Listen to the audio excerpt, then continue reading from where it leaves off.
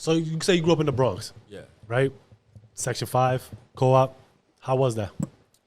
As an Asian, pretty much, right? Because I want to highlight that because it's just different, right? Listen, Like it was great growing up there, but as an Asian, yeah, I had kids making fun of me and calling me names, and they would call me like the whole fucking Chinese menu, bro. Like whatever they wanted to call me, whatever. But that's a laugh. I used to know, like, 'cause it's funny. Chinese menu. That's funny. It's funny now, and don't get me wrong. I'm not, I'm obviously against people saying bad things. No, of course, no. That's it. We putting this into a context that is just. I told you, I'm just an American Asian. So, So I understand what people say. I might have said some things to Asian people that I get called, and I'm calling them that. But I don't really, like I said, I don't understand the magnitude of it until I get older. But it kind of fueled me as a kid when I was your age, and people would call me egg rolls or this and that, and I was just like, no, but I'm better than all of you in every sport, pretty much. Facts. I was athletic, and when it came to the sport, I would take things negative, and I'd want to be the best. There you go. Yeah. There you go. Yeah, to the point where I was a crybaby at times. If we didn't win, like it was expected to me to win. I didn't lose a lot. Oh, so you but always, that's good to have though. League, I didn't lose a lot. But that's good. But now this triggers to where that humble pie thing comes. He humbled himself from those losses, and that's dope because you expected to win. I was always this underdog. Because of the way I look at my eyes. So you saw me just as a coach, right? Yeah. Like I tell you, we would walk into these gyms. And they'll lie. I would tell them, I'm like, guys, we're going to walk in.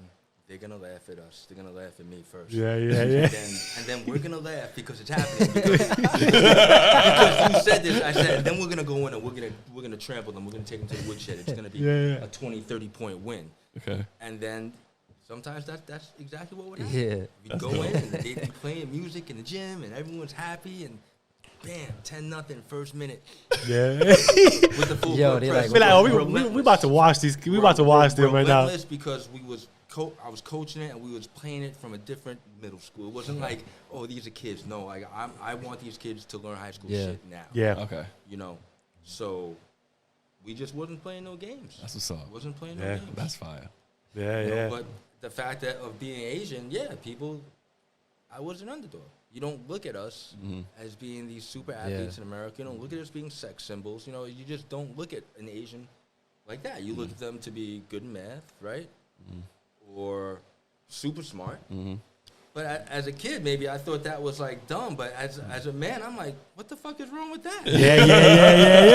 No, when I'm getting pulled over, I'm good. I'm like, not to be a dick. If I get pulled over, I'm like, all right, well, they ain't fucking gonna. They look at me, but they probably put their gun away and shit. This fucking guy. Yeah, but you know what's funny? As he's saying it, it's the fucking truth though. Let's keep it a buck though. It's the truth. That's just the reality. So maybe as a kid, I hated being Asian in America, and now as a man, I'm like, well, it's not that bad.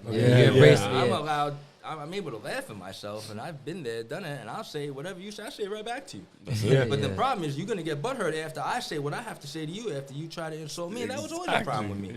In school, in high school, black kids call me this, now I call you something else, or I stick up for myself, now they're really angry. Yeah. They're really angry. They can't let an Asian punk like look at me down like that. You're angry, not what I said to you, you're angry because of the way my eyes are shaped. Yeah. That's what I said to you. But for them, it's all right. Of course, because you're in the right position to be telling me that. Like who the fuck? You know what the sad thing about that shit is too? Wow, that you saying that like how the roles play, right? Like if you say something now because I'm an Asian kid, I say it to you, you feel more disrespected because of that than anybody else saying it to you, right? Like listen, back then, guys, there weren't a lot of Asian people when I grew up. I was maybe like one of 3-4 people, like the Chinese store workers. I ain't gonna lie, he's right about that though. So he's right about that. Else for me to. He's right about that. To say, oh, you No, you're right.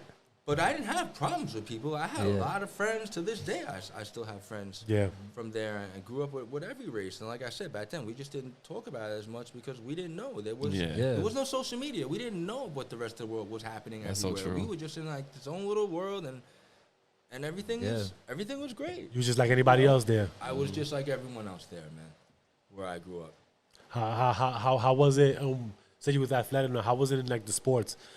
As far as like what coaches looked at you and said, let me skip this guy. I'm gonna go to this guy. Bro, like, do you ever have that? Growing up, not to be like, egotistical, I was good, right? And then like in co-op Little League, they would have like drafts. So for the kids, bro, I was going first. My age group all the time. I was good. Yeah, I just had an attitude problem at times. I get angry. I was intense. Yeah. I was good, but like I said, it was always from the motivation that people would just make fun of me or you not thinking I'm good. And then it's not that I'm good. I'm really fucking good. Yeah. And it just drove me. It just kept driving me until I stopped playing sports because I didn't really care about it. But as a man, to be comfortable in my own skin, it took a long time. So what? That's not a lot. I don't tell a lot of people that. No, it makes sense. I wasn't happy being Asian. I wanted to look like all you guys. Yeah. You know what I mean? So that took a long time, but when I stopped giving a fuck, I think maybe sometime in my 30s, maybe that's when the flow went. I just stopped. Whatever was going on in my life probably wasn't good. Maybe I was in a bad place mentally or whatever, financially, and I just stopped giving a fuck about what people did. Yeah. If they existed or not, I just was tunnel vision straight ahead. You gotta worry about it you. helped me, and I started being accountable, and I just started accepting things, and my life got better. Meaning, like, I was comfortable. Nice.